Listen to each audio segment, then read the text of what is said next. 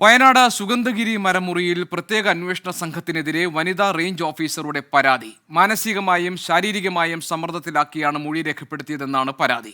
കേസുമായി ബന്ധപ്പെട്ട് സസ്പെൻഷനിലായ വനിതാ റേഞ്ച് ഓഫീസർ കെ നീതുവാണ് വനം മേധാവിക്ക് കത്ത് നൽകിയിരിക്കുന്നത്. സുഗന്ധഗിരി മരമുറി കേസ് അന്വേഷിക്കുന്ന സംഘത്തിനെതിരെയാണ് സസ്പെൻഷനിലായ റേഞ്ച് ഓഫീസർ കെ നീതു ഗുരുതര ആരോപണം ഉന്നയിച്ചിട്ടുള്ളത്.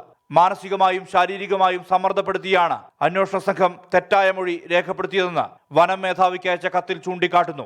മരമുറി സമയത്ത് റേഞ്ച് ഓഫീസറുടെ ഭാഗത്തുനിന്ന് മതിയായ ഫീൽഡ് പരിശോധന ഉണ്ടായില്ലെന്നും അനധികൃത മരമുറി യഥാസമയം കണ്ടെത്തിയില്ലെന്നുമാണ് കെ നീതുവിനെതിരായ കുറ്റാരോപണം. എന്നാൽ ഈ ആരോപണങ്ങൾ തെറ്റെന്ന് രേഖകളുടെ അടിസ്ഥാനത്തിൽ തെളിയിക്കാൻ കഴിയുമെന്നും റേഞ്ച് ഓഫീസറുടെ കത്തിലുണ്ട്.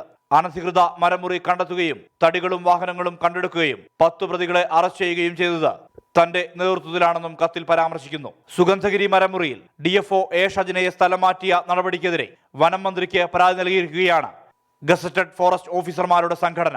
2 കേസുകൾ രജിസ്റ്റർ ചെയ്തിട്ടും DFOയുടെ ജാഗ്രത കുറവ് മൂലമാണ് മുറിച്ച മുഴുവൻ കുറ്റികളും കണ്ടെത്താൻ കഴിയാതിരുന്നതെന്നും തടികൾ കടത്തിക്കൊണ്ടുപോകാൻ കാരണമെന്നുമാണ് നടപടി റിപ്പോർട്ടിൽ പരാമർശിക്കുന്നത്. എന്നാൽ കേസെടുത്ത ശേഷം തടികൾ എവിടേക്കും കൊണ്ടുപോയിട്ടില്ലെന്ന് അന്വേഷണ സംഘം തന്നെ വ്യക്തത വരുത്തുന്ന റിപ്പോർട്ട് പൂഴ്ത്തിയാണ് നടപടിയെടുത്തതെന്നും ഇത് പിൻവലിക്കണമെന്നുമാണ് സംഘടനയുടെ ആവശ്യം. 24 വയനാട്.